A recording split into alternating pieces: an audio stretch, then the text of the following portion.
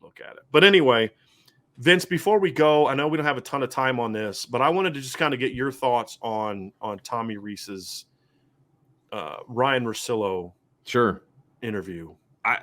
First of all, it was a great interview. You can tell that those guys are friends because it was not a guarded interview, if that makes sense. Like Tommy Rees was super comfortable having that conversation with Ryen Russillo. And I think that made it that much more of a great listen, right? Mm-hmm. Because he was honest. He was like brutally honest. He even reminded Russillo that he was arrested in high school or in college, and that's why he didn't play and didn't get to go. He said you got beat out. I think Tommy thought it was more offensive to be told that he was beat out. Yeah, I think you're right. Got arrested. I think you're right. I didn't get beat out. I got arrested. I was arrested.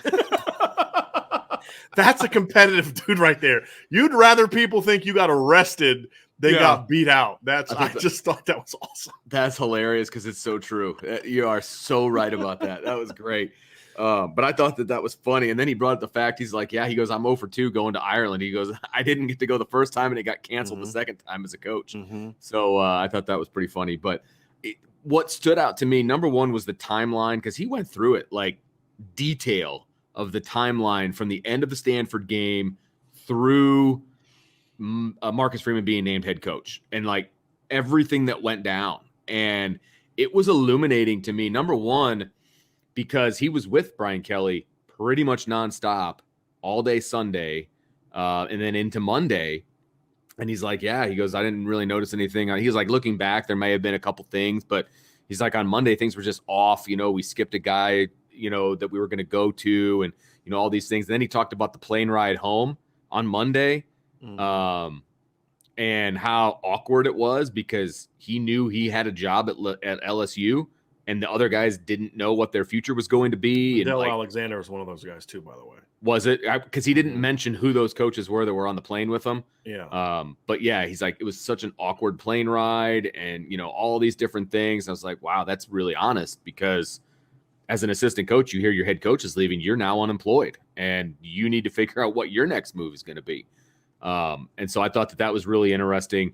And then the other thing that struck me about the timeline was that Jack Swarbrick contacted Tommy pretty much right away and said, hey, can we meet on Thursday? And Tommy's like, that's too late. Like that's too late. We can't meet on Thursday. And so he flew back and they met at 10:30. He wanted to meet with Tommy after meeting with Marcus. Right. Exactly. For all the people that said, well, he met with Tommy first, so clearly keeping Tommy is more important than Mark.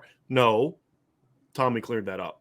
Right. And Tommy was like, I made it over to Jack's house at 10:30 and we talked for 2 hours. And, all these different, like, that was illuminating to me because Tommy understood that there needs to be a decision made quickly, right? Because he either needs to, poop or get off the pot with LSU. I mean, that's trying to clean it up there, obviously, but, he's got to make a decision. And there was a great stretch of time where he was going to LSU. I mean, that's what was going to happen.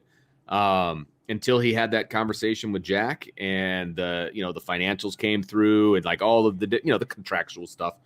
But he's like, I just stayed in my house and I ordered in and I had some, my dad came over and we talked and it's like, yeah, that's right. Your dad's on staff and he's a great sounding board, all those different things. Like I didn't even think about the fact that he could talk to his dad, and he called all these people about LSU, what it would be like and all those different things. And so I thought that was very, very interesting. And then his relationship with Marcus Freeman and how he didn't want an arranged marriage of him being the offensive coordinator and then somebody coming in and being forced to have him as their offensive coordinator. He's like, that doesn't work. He's like, there's a couple of guys that might've worked with. He goes, but I knew that it would work with Marcus. And I thought that was they clearly trust each other. They clearly have a good relationship, which I think we've all seen over the past week or so. But the fact that he flat out said it, he's like, I trust him big time. And I knew that it would work.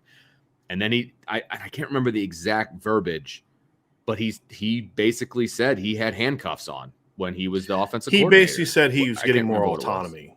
He wants more autonomy in the offense, right? And that was important to him. Right. He's like, as a defensive what that means is basically Tommy was still working within the the parameters of what Brian Kelly wanted. Now, Brian, Tommy was still putting the game plans together and was still the primary play caller, but it was within this is the framework of what Brian Kelly wants. Now, if Tommy and Marcus Freeman said it, look, if Tommy has conviction about something, then come to me and let's do it, because he needs to be able to do it. The other thing about it too is part of the timeline was sped up because what I've been told by multiple people now is Brian Kelly put deadlines on in an attempt to force their hand.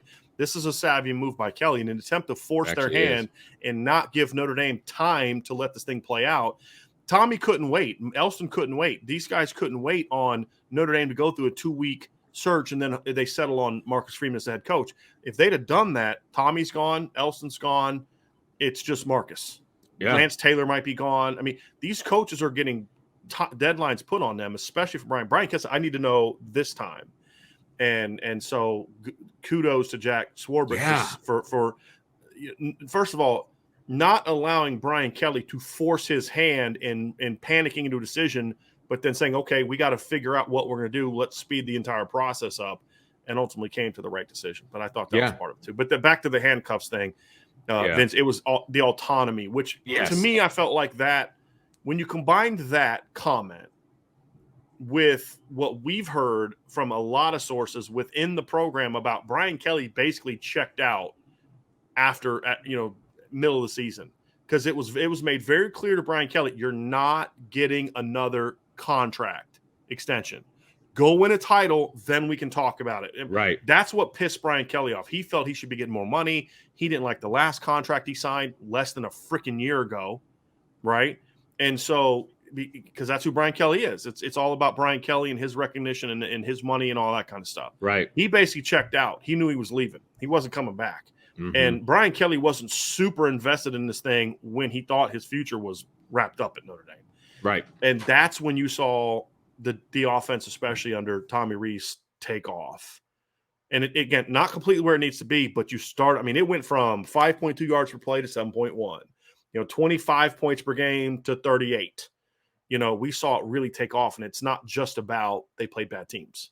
Yeah, There's more to it than that. It was clear. And anybody that knows anything about football could see the difference in the offense, right? And it was, of course, Brian Kelly took all the credit for it, but at the same time, you could tell that there was a difference. And now looking back, we know what that difference was. And it was very illuminating. Like the conversation was very illuminating, and listening to it. And look, kudos to Marcus Freeman for allowing Tommy to go on these different shows and speak with candor. I think that's huge because you're getting to know Tommy Rees and who he is more so than you ever would have, under the previous regime, right? And I think that's big. I think that's huge because, look, Tommy wants to be a head coach someday, right? Mm-hmm. And Marcus Freeman understands that too. That's not the first thing in the forefront of Marcus Freeman's mind. Is like, well, I got to make sure that Tommy's going to be prepared to be a head coach and all the. That's not what he's thinking. But at the same time, he's allowing Tommy to go out and be himself and put himself out there, which I think is big, because look, Marcus Freeman's success at Notre Dame is now directly tied to Tommy Rees. Mm-hmm. It's directly tied to him, and there's no way around that. And so how he handles that relationship is going to dictate what that future relationship is going to be and their success at Notre Dame. And so far, it's been like 2 weeks, but so far it's been handled really, really well. Mm-hmm. I thought I think that the thing I liked is Tommy's 29. He doesn't have a decade of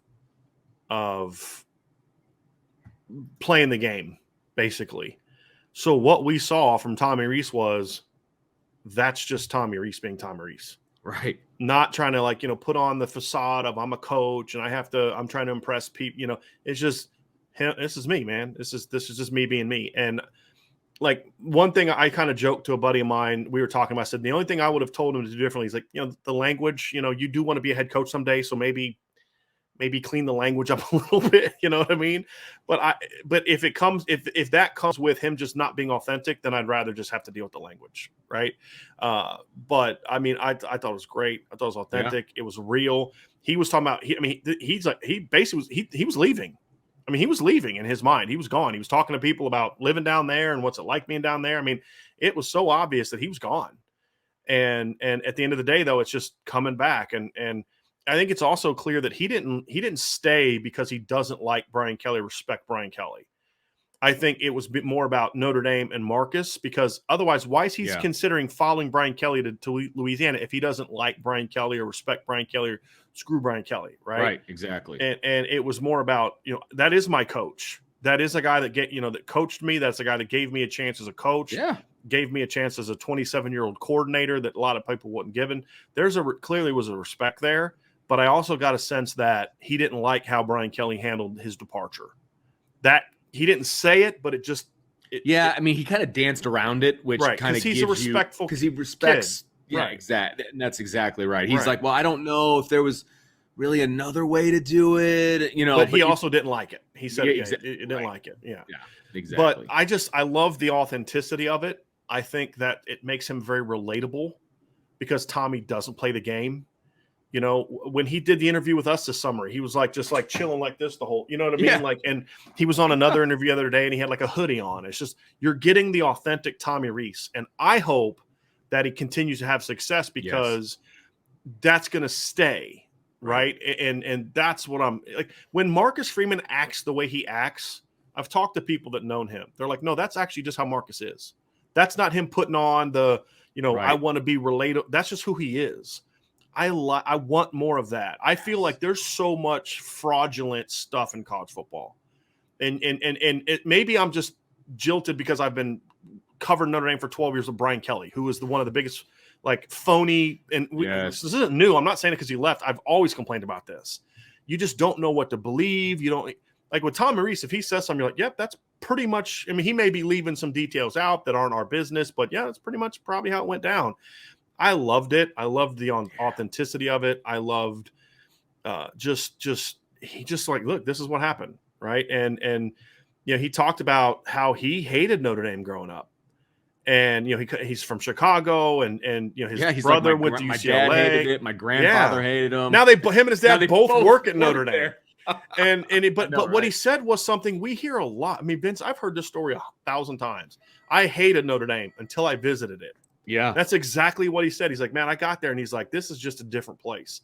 Yep. I can't tell you how many times I've said, and people say, why does Mike Elson always talk about how they need to get people on campus? That's why, there. Because you don't really understand Notre Dame until you go. You never truly understand. And I would say this to every Notre Dame fan that's never actually been at Notre Dame. If you think you love Notre Dame now, wait till you step on campus. It's almost kind of like different. If it was a movie, you'd have this really angelic music playing because it's like it's a groundswell, and it's just it's just really like a it's a really interesting thing. So I loved the authenticity, and he confirmed some of the things that we've been talking about when it comes to the offense. Yep. So. Yep. I loved it. Yeah. And